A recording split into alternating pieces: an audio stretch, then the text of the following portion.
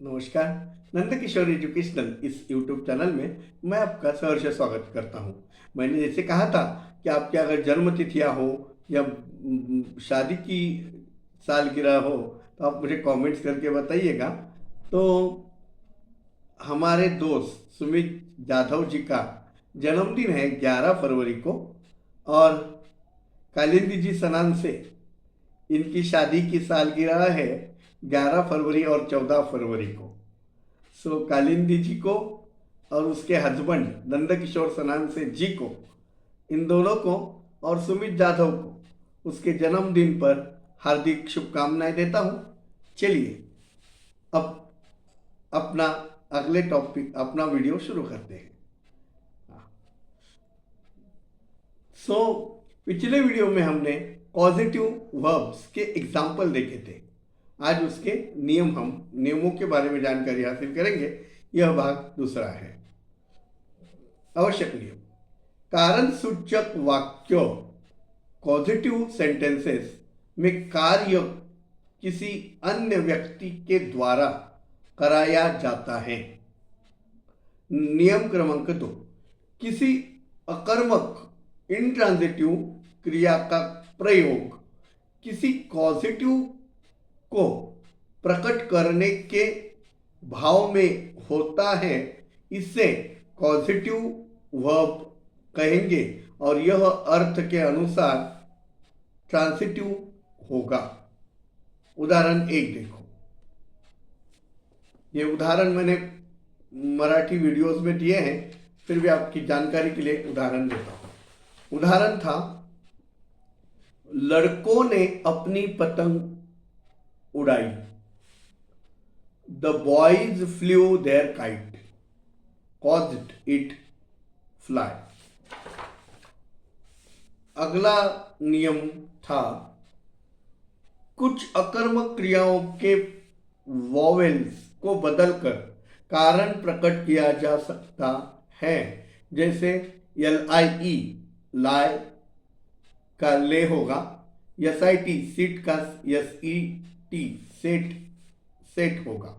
उदाहरण 2 देखो। उदाहरण 2 क्या था? अपने हाथ ऊपर उठाओ। Raise your hands, caused them to rise।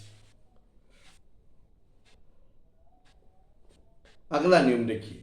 Make तथा हेल्प कारण सूचक क्रियाओं के पश्चात क्रिया की पहली फॉर्म यानी पहले रूप का प्रयोग होता है। उदाहरण 3 व 4 देखो। 3 व 4 उदाहरण क्या था? तो इन लड़कों से श्रमदान कराओ।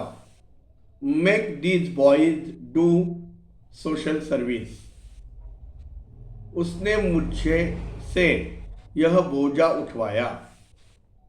ही helped me lift this load.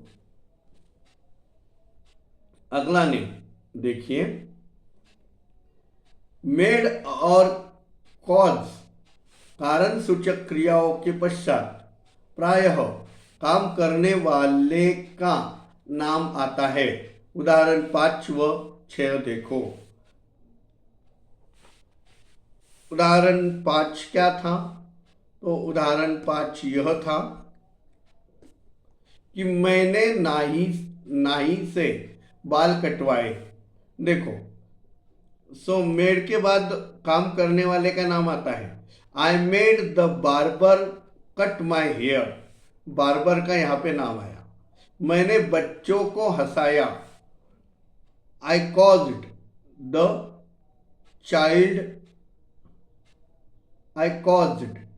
Child to laugh.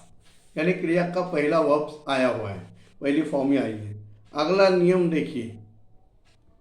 Cause के पश्चात क्रिया की पहली अवस्था का प्रयोग होता है।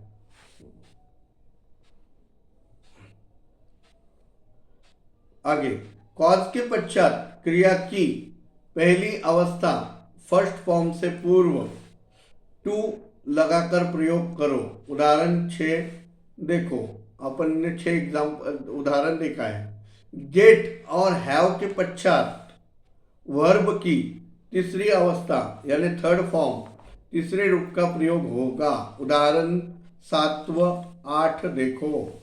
अभी देखो ये क्या था, उदाहरण 7, कृपया इस पत्र को तुरंत लिखवा लो। Please get this letter written at once. मैं अपने कपड़े धुलवाना चाहता हूँ। I want to have washed my clothes। आशा करता हूँ कि मेरे द्वारा दी हुई जानकारी से आप संतुष्ट हुए होंगे। मिलते हैं ऐसे ही किसी अन्य वीडियोस के साथ। तब तक खुश रहिए, आबाद रहिए। धन्यवाद दोस्तों।